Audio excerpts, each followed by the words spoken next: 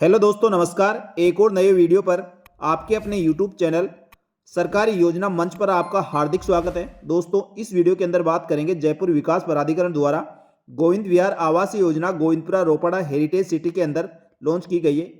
इस योजना के आवेदन फॉर्म शुरू हो गए हैं, जो 25 दिसंबर से इसके लिए आवेदन कर सकते हैं और 24/1/2025 की लास्ट डेट है। और यह योजना दोस्तों खातीपुरा रेलवे स्टेशन से मात्र 1.5 से 2 किलोमीटर के अंदर है और जस्ट रिंग रोड के पास में है। तो साथियों, ये बहुत ही शानदार योजना है जो जयपुर विकास प्राधिकरण द्वारा जयपुर के इतने नज़दीक ये योजना लेकर आए हैं। तो इसके लिए आप मोबाइल से घर बैठे आराम से आवेदन कर सकते हैं। उसका स्टेप बाय स्टेप प्रोसेस इसमें समझेंगे, कैसे आप दोस्तों घर बैठे अपने मोबाइल से, लैपटॉप से या अपने डेस्कटॉप से किस प्रकार आवेदन कर सकते हैं। संपूर्ण जानकारी इस वीडियो में बताई जाएगी।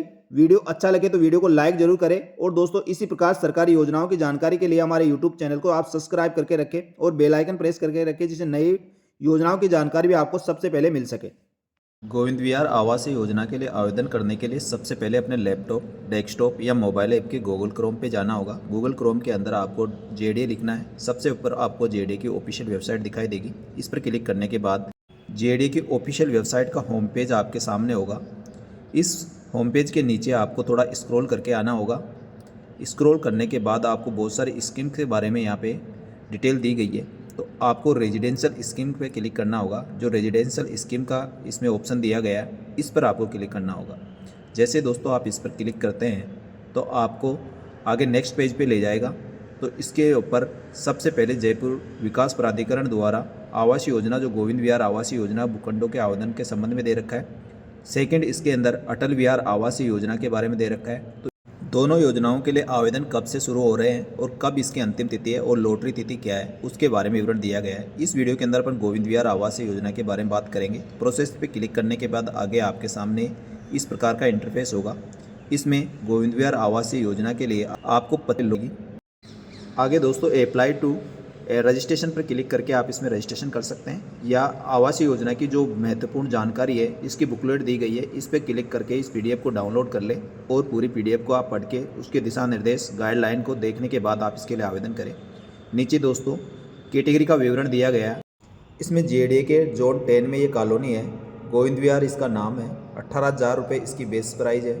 साथ ही गोविंद विहार रोपड़ा के अंदर ये लोकेशन है।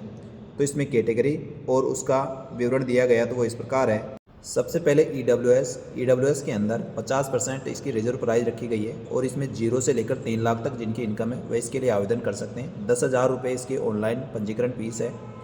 इसके बाद सेकंड कैटेगरी एलआईजी है। एलआईजी के अंदर 3,01,000 रुपये से लेकर 6 लाख तक जिनकी आमदनी है वार्षिक आय, वह इसके लिए आवेदन कर सकते हैं। एलआईजी के लिए पंजीकरण शुल्क 20,000 रुपये रखा गया है। इसके बाद एमआईजी बी की बात करें तो इसके अंदर 105% रिजर्व प्राइस रखी गई है और जिन आवेदकों की आय 12,01,000 रुपये से लेकर 18 लाख तक है वह इसके लिए आवेदन कर सकते हैं। 40,000 रुपये इसकी पंजीकरण राशि है। इसी प्रकार दोस्तों जो एचआईजी के लिए आवेदन करने वाले के लिए 110% रिजर्व प्राइस है और 18,01,000 रुपये से लेकर 20 लाख तक जिनकी आमदनी है वह इसके लिए आवेदन कर सकता है। इसकी पंजीकरण शुल्क 50,000 रुपये रखी गई है। अब योजना के लिए आवेदन करने के लिए आपको अप्लाई टू रजिस्ट्रेशन पर क्लिक करना होगा। जैसे दोस्तों आप इस पर क्लिक करते हैं तो आपके सामने इस प्रकार का इंटरफेस होगा। इसमें एप्लीकेंट को सबसे पहला अपना नाम लिखना होगा, उसके बाद अपना मोबाइल नंबर, और जो मोबाइल नंबर आप दे रहे हो उस पर एक OTP आएगी। तो OTP को आपको यहाँ पर दर्ज करना है। जैसे दोस्तों आप OTP को दर्ज करते हैं, इसके बाद नेक्स्ट स्टेप पे ले जाएगा। नेक्स्ट स्टेप में इस प्रकार का फॉर्म खुलेगा। इसमें सबसे पहले एप्लीकेंट का नाम होगा, नीचे फादर या हस्बैंड का नाम लिखना होगा। उसके नीचे आपको दोस्तों जेंडर सेलेक्ट करना होगा।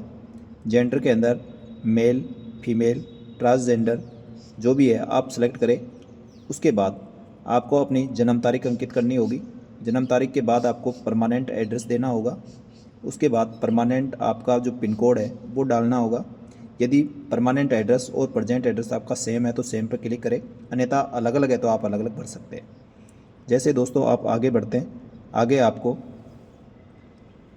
आपका मोबाइल नंबर जो आपने फिल किया है वो दिखाई देगा। यहाँ पे आपको अपनी मेल आईडी डालनी है और जो कैप्चा कार्ड में जो कैलकुलेशन है वो करके आपको यहाँ पे फेच कर देना है।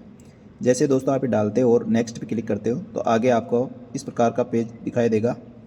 यहाँ पर आप जिस योजना के लिए आवेदन कर रहे हैं उसका विवरण आपके सामने होगा। इसमें जो योजना है उसका नाम आएगा, इसकी फॉर्म भरने की तारीख, लास्ट तारीख और जो लॉटरी होगी उसकी तारीख दी गई है। आपको सिलेक्ट पर क्लिक करना होगा। जैसे दोस्तों आप सिलेक्ट पर क्लिक करते हैं, सिलेक्ट करने के बाद आपको नेक्स्ट पेज पर लेके जाएगा, जिसके अंदर जयपुर विकास प्राधिकरण गोविंद विहार आवासीय योजना हेतु आवंटित ऑनलाइन आवेदन के लिए इस प्रकार का फॉर्म आपको दिखाई देगा। यहाँ पे दोस्तों आपको अपनी कैटेगरी सेलेक्ट करनी है। आप सेंट्रल गवर्नमेंट से हैं, राजस्थान गवर्नमेंट से हैं, या एसटी से हैं, एससी से हैं, अनरिजर्व कैटेगरी से हैं, दिव्यांगजन है, भूतपूर्व सैनिक है, जो भी है आप यहाँ पे सेलेक्ट करें। जैसे दोस्तों आप सेलेक्ट करते हैं तो आगे आपका इनकम ग्रुप आएगा। इनकम ग्रुप में से आपकी इनकम आपको सेलेक्ट करनी होगी और इसके बाद प्रोसेस पे क्लिक करना होगा और थोड़ी देर आपको वेट करना होगा। वेट करने के बाद नीचे आपको इस प्रकार का फॉर्म दिखेगा, जिसके अंदर जिस योजना के लिए आप आवेदन कर रहे हैं उस कैटेगरी का विवरण आपके सामने होगा। योजना का नाम आ जाएगा और जिस कैटेगरी में आप भर रहे हैं उसमें कितने प्लॉट वैकेंट है जिसके लिए आप आवेदन करना चाहते हैं और उसका कितना पंजीकरण शुल्क लगेगा वह आपके सामने होगा। नीचे दोस्तों इसके जो प्रोसेसिंग फीस होगी उसका विवरण होगा। प्रोसेसिंग फीस 1000 रुपये, चाहे आप किसी भी कैटेगरी में आवेदन करें। बाकी दोस्तों इनकम के आधार पर जिस LIG, EWS, MIG और HIG के लिए अलग अलग पंजीकरण शुल्क है वह आपको जिस कैटेगरी में आप भरोगे आपके सामने होगा। तो साथियों आप आवेदन करने से पहले अपनी कैटेगरी देखें और कैटेगरी के बाद उसमें कितने प्लॉट आपकी कैटेगरी के लिए रिजर्व है उसका आपको ध्यान रखना है और उसके बाद आवेदन करना है। तो इस प्रकार दोस्तों आप जैसे अपनी कैटेगरी सेलेक्ट करते हैं और उसके बाद अपना इनकम ग्रुप सेलेक्ट करते हैं, उसके बाद प्रोसेस पे क्लिक करना होगा। जैसे प्रोसेस पे क्लिक करते हो तो आपके योजना के संबंध में विवरण आपको दिखाई देगा और कितनी पंजीकरण शुल्क लगेगी और कितनी प्रोसेसिंग फीस है उन सब का विवरण आपके सामने होगा। जैसे दोस्तों इसके अंदर आप किया उसकी इनकम ग्रुप 3 लाख से 6 लाख के बीच में है, यानी LIG के लिए वो आवेदन कर रहा है तो उसका विवरण आपके सामने हो गया। 1000 रुपये उसकी प्रोसेसिंग फीस हो गई, 20,000 रुपये उसके पंजीकरण शुल्क हो गया। इस प्रकार टोटल 21,000 रुपये का उसको पेमेंट करना हुआ। मेक पेमेंट पर आपको क्लिक करें। जैसे दोस्तों आप यहाँ पर क्लिक करते हैं तो इस प्रकार का इंटरफेस होगा, यानी 21,000 रुपये आपको सारा जमा कराना है। तो यहाँ पर क्लिक करके आप गेटवे पे जाए। गेटवे पे जाने के बाद इस प्रकार का इंटरफेस आपके सामने होगा। इस इंटरफेस में दोस्तों जयपुर विकास प्राधिकरण की ऑफिशियल वेबसाइट पर ले जाएगा। यहाँ पर आपको कंट्रोल डिटेल दिखाई देगा, नीचे गेटवे पेमेंट मोड आपको दिखाई देगा। यहाँ से आपको सेलेक्ट करना होगा पेमेंट का मोड, जिस पेमेंट से आप करना चाहते हैं। तो दोस्तों जैसे आप इसके ड्रॉप डाउन में आप सेलेक्ट करके पेमेंट गेटवे मोड पर क्लिक करें।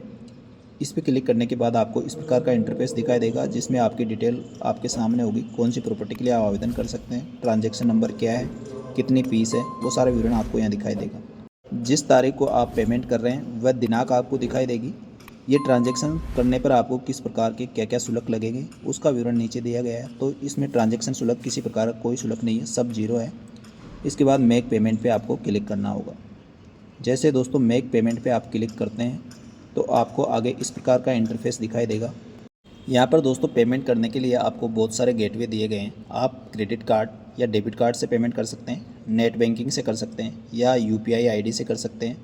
साथ ही आपकी यदि किसी वॉलेट के अंदर जैसे फ़ोनपे है, पेटीएम है आदि किसी वॉलेट का आप यूज करते हैं और उसमें पैसे हैं तो उससे भी आप पेमेंट कर सकते हैं।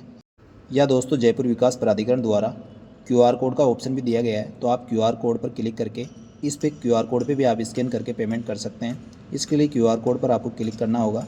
जैसे दोस्तों आप QR कोड पर क्लिक करते हैं और उधर आपके पैसे दिखाई देंगे, कितने पैसे आपको पेमेंट करने।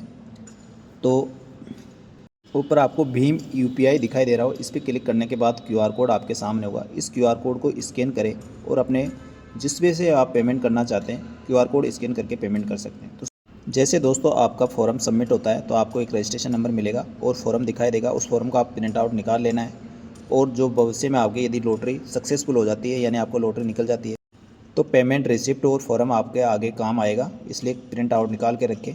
साथियों ये जानकारी अच्छी लगी तो वीडियो को लाइक करें और इसी प्रकार और जानकारी इसके संबंध में चाहिए तो आप कमेंट करके ज़रूर बताएं, जिससे आपके सभी डाउट को क्लियर किया जा सके।